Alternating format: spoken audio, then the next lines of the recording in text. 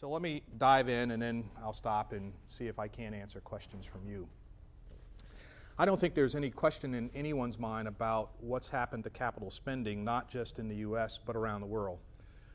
And that slowdown or almost complete shutdown in capital spending has had a profound effect on enterprise software companies.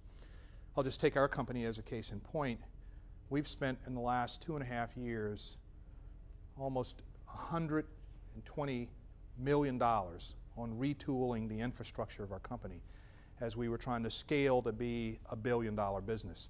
The infrastructure that had been in place to support the older company wasn't strong enough to support a company of our size and girth, and hence it required tremendous investments in order for us to be able to grow the business beyond that point.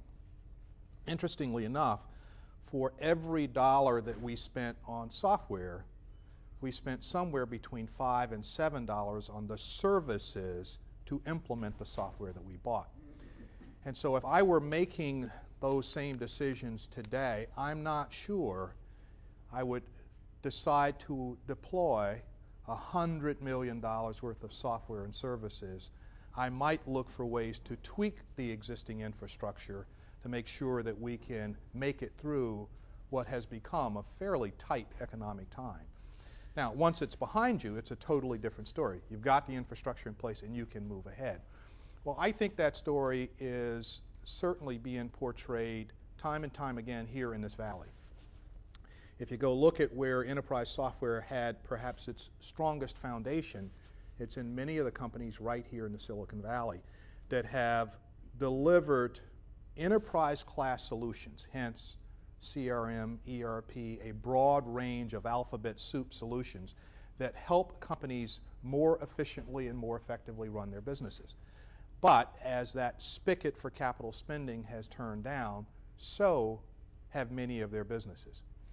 And hence the rise of new business models, the idea of software as a service, many of the things that I think were spoken to by a number of the people who preceded me here on the session.